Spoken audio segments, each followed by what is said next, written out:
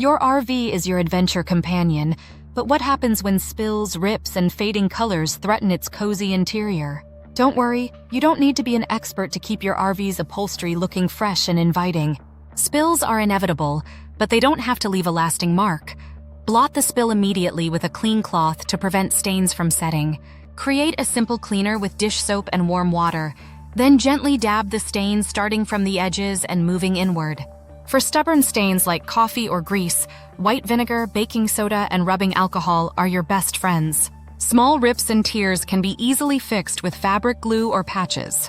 Just remember to use the right glue and keep your stitches neat. Cushions losing their firmness?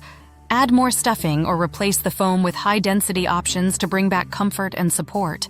With these simple tips, your RV's interior will stay as adventurous and vibrant as your travels.